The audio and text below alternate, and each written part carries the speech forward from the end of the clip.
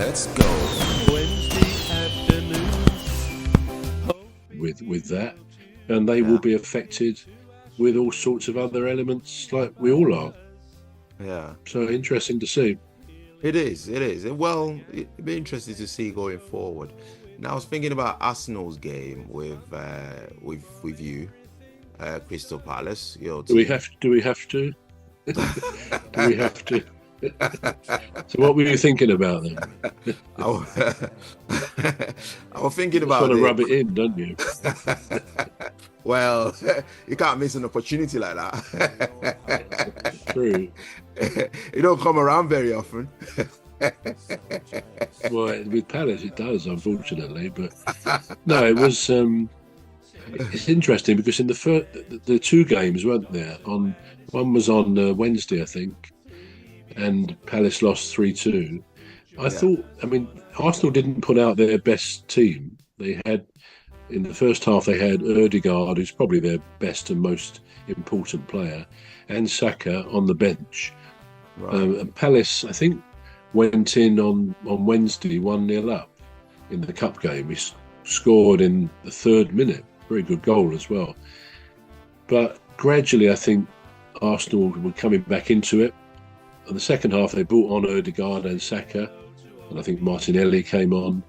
And it was like they were a different side. I mean, the Ødegaard is a player and a half. He's got license to go all over the pitch. He's got a brilliant football brain. He picks out the right pass every time. And of course, Saka, seeing him on the right wing there, beating players, making it look so easy. And in the event, they won 3-2, which was a bit frustrating for Palace because Arsenal's 3rd goal, I was watching it on television live, was visibly and clearly offside. There was no VAR there.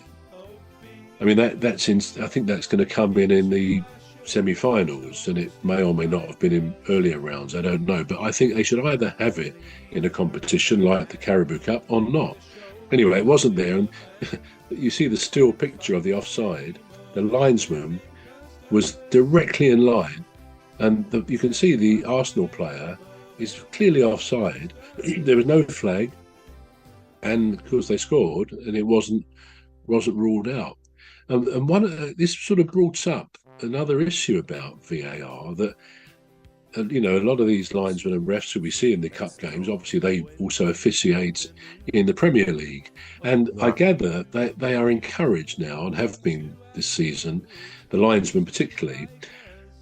We know often they'll raise their flag if we're at the point the player gets the ball.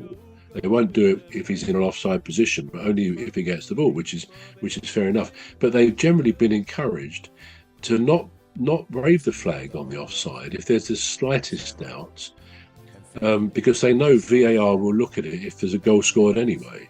Now, the point is, when there's no VAR, like in these cup games, it could be some of those linesmen, or assistant refs as they should be called, they don't flag in the kind of the mistaken assumption that the VAR will check it anyway.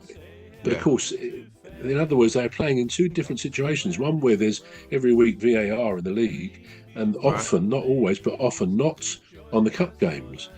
I think it's going to come into the FA Cup in the 6th round, so it's slightly earlier than the Caribou Cup. But that is an issue because he was, of course, linesmen are human. They make mistakes, but it was a very clear offside. So on that basis, you could argue it should have been 2-2. Yeah. But it wasn't. Palace lost to that. And in the second half, they lost clearly to the better team. On Saturday, it was quite a good first half. Palace had as many shots in the game as Arsenal did, which was a bit surprising. It didn't really feel like that. The first half, I thought Palace did all right. We equalised after they'd scored. And I think it was 1-1 at half time. So we were sort of thinking, well, we could get a point out of this because, Arsenal, obviously they started with pretty much their full side. In fact, in the first half, Saka was playing very well, and he went down right near us actually because we're quite near the front, and people thought, oh, is it Arsenal just, delaying tactics again? But it was quite obvious he was injured, and he eventually hobbled off, being helped off. Yeah. And I think the next day, the manager said, Arteta said, that it looks quite serious. He was obviously having scans and things, but I'd be surprised if he's back anytime soon. I don't know whether he's done a ligament or, the cruciate ligament or what, but that was a shame to see him go off like that.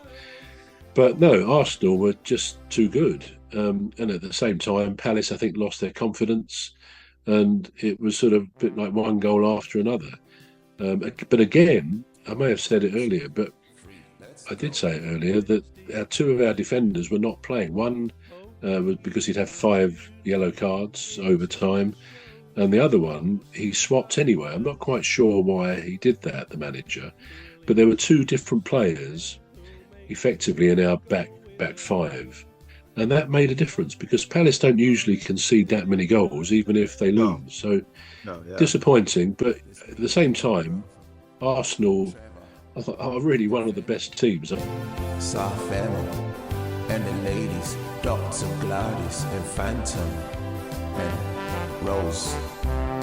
We all have a lovely show every weekday, so join us for a lovely show. Say hello to Phantom.